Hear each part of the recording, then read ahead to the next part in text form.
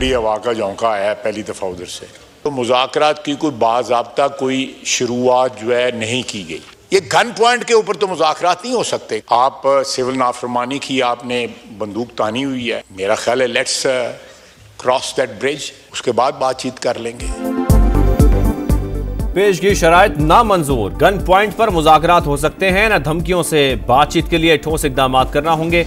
वज़ीर दिफा ख्वाजा आसिफ ने कौमी असम्बली में गुफ्तगू में साफ बता दिया, कहा पहली बार PTI की तरफ से ठंडी हवा का झोंका आया।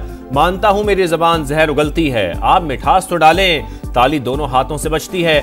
आपने तो सिविल नाफरमानी की बंदूक तान रखी है, पहले आप वो कर लें फिर बात कर लेंगे।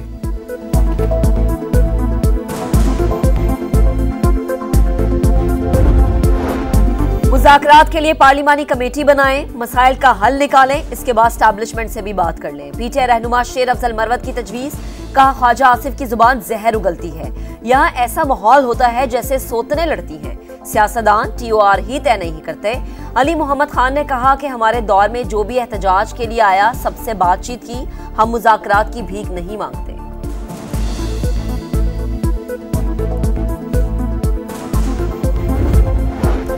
राना सनाउल्लाह ने मुज़ाकरात की बात को गैर मामूली पेशरफ्त करार दे दिया। कहा PTI की मुज़ाकराती कमेटी हुकूमत को पैगाम भेजे, सियासी डायलॉग के लिए तैयार हैं। कहा वज़ीर आज़म ने कहा हम हर इशू पर बात करने को तैयार हैं। हुकूमत और अपोजिशन में बातचीत के बगैर जमहूरी निज़ाम नहीं चल सकता।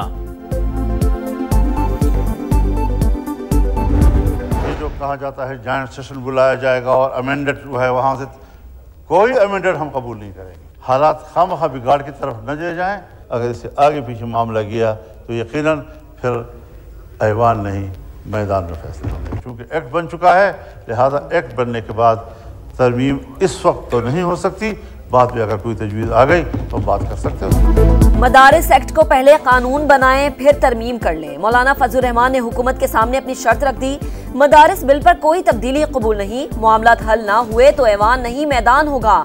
आइन से खिलवाड़ नहीं करने देंगे, तलखी और बिगाड़ की तरफ ना जाएं, पाकिस्तान इसका मुतहम्मिल नहीं हो सकता। मौलाना का कौमी असम्बली में 2 टक मौक़िफ़, कहा खलाई मदारिस के लिए दीनी मदारिस का निज़ाम बर्बाद ना करें। 100 साल तक भी रजिस्ट्रेशन नहीं करें, मदरसे फिर भी कायम रहेंगे। आज़ाद नहीं है तो कह दिया जाए कि हम गुलाम हैं।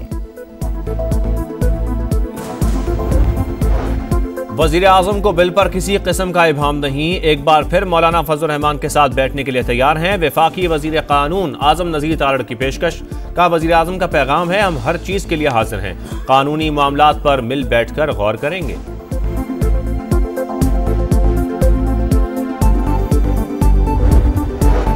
बानी PTI जब कहेंगे सिविल नाफरमानी की तहरीक शुरू कर देंगे। वज़ीर आला खैबर पख्तूनख्वा अली अमीन गंडापुर कहते हैं बानी से मुलाकात के लिए गया तो बताया क्लियरेंस नहीं, सूबे का वज़ीर आला हूँ, मुझे किसी क्लियरेंस की जरूरत नहीं। पेशावर हाई कोर्ट ने अली अमीन गंडापुर की 16 जनवरी तक हिफाजती जमानत मंजूर कर ली।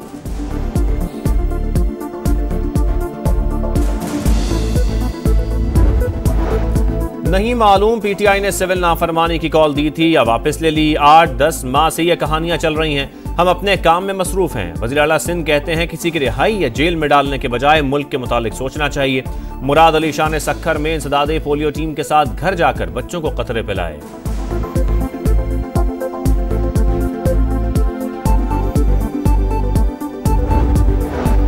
खैबर पख्तूनख्वा में अमन अमान की सूरत हाल तशवीशनाक है। अली अमीन गंडापुर वफाक और इदारों के बजाय दहशतगर्दों के खिलाफ लड़े। सिंध के वजीर इत्तलात शर्जील इनाम मेमन कहते हैं बानी PTI का मकसद पाकिस्तान को नुकसान पहुंचाना है, वो बैरूनी एजेंडे पर काम कर रहे हैं।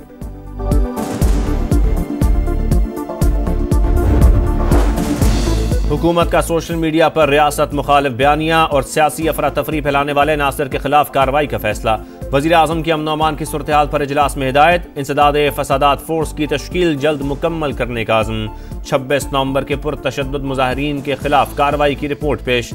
मुल्क में अमन अमान की सूरत हाल और दहशत गर्दी के हालिया वाक़यात पर ब्रीफिंग। शहबाज शरीफ ने क़याम अमन के लिए सिक्योरिटी फोर्सेस की कुर्बानियों को सराहा।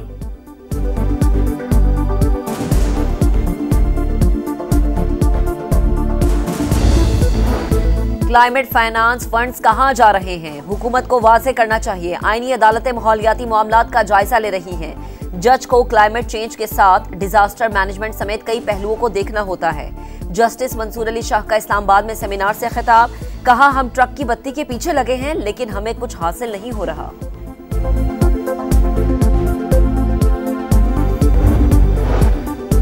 वफाकी वज़ीर सरमायाकारी बोर्ड मवासलात निशारी अब्दुल अलीम खान की ज़ेर सदारत इजलास, काज़ाकिस्तान के सफ़ीर की शिरकत। दोनों ममालिक के दरमियान तिजारती हजम में 100% तक इजाफे पर इत्तफाक।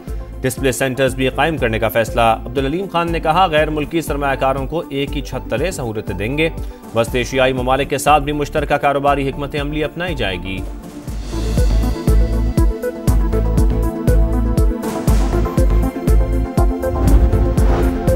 मरियम नवाज का दौरा चीन पाकिस्तान के लिए कई खुशखबरियां लेकर आया। वजीर आला पंजाब को चीन में हेड ऑफ स्टेट का एहसास मिला। मरियम नवाज कैंसर के इलाज के लिए जदीद टेक्नोलॉजी पाकिस्तान ला रही हैं। चीनी ताजरों को सरमायाकारी की दावत और वन विंडो ऑपरेशन की तजवीज़ दी गई। वजीर इत्तलात पंजाब अज़मा बुखारी की प्रेस कॉन्फ्रेंस, बताया सोलर एनर्जी और तालीम के शोबों में ताउन पर मुलाकातें भी हौसला अफजा रही।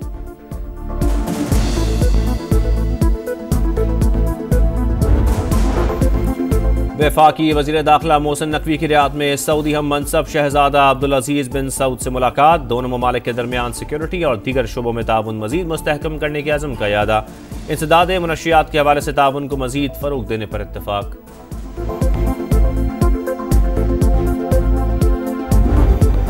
सुनहरे ख्वाब की ताबीर के लिए खतरनाक सफर। कश्ती ठीक थी, ना इंजन, वॉकी टॉकी, ना GPS।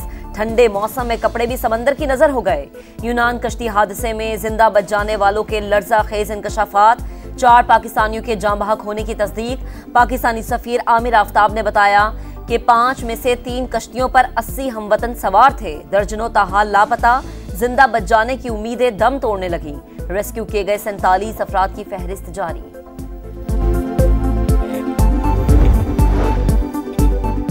पाकिस्तान स्टॉक मार्केट में उतार चढ़ाव। ट्रेडिंग के दौरान इंडेक्स 1,17,000 का संग मील अबूर करके नीचे आ गया। 100 इंडेक्स में 1600 से ज्यादा पॉइंट्स की कमी।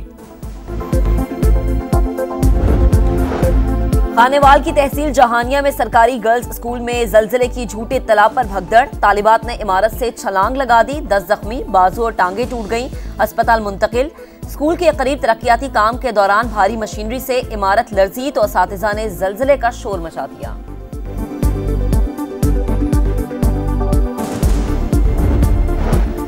खैबर पख्तूनख्वा में तालीमी इमरजेंसी के दावे धरे रह गए। पेशावर के नवाही इलाके मथुरा में स्कूल की इमारत ना होने के बायस बच्चे जनाज़गाह में ठंडे फर्श पर तालीम हासिल करने पर मजबूर। 3 साल कबल स्कूल की खस्ता हाल इमारत को दोबारा तामीर करने के लिए गिराया गया था।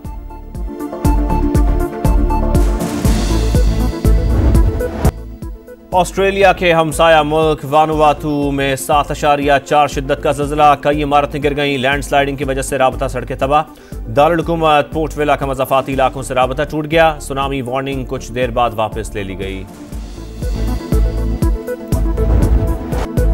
2020 के बाद 50-50 पाकिस्तान और जनूबी अफ्रीका के दरमियान पहला वनडे आज होगा। ग्रीन शर्ट्स का भरपूर ट्रेनिंग सेशन। ट्रॉफी से पर्दा उठ गया। मोहम्मद रिजवान और बाबूमा ने रूनुमाई की। खिलाड़ियों का ऑफिशियल फोटोशूट। मैच पाकिस्तानी वक्त के मुताबिक शाम 5 बजे शुरू होगा। पाकिस्तानी कप्तान ने वनडे सीरीज को चैंपियंस ट्रॉफी की तैयारी के लिए अहम करार दे दिया।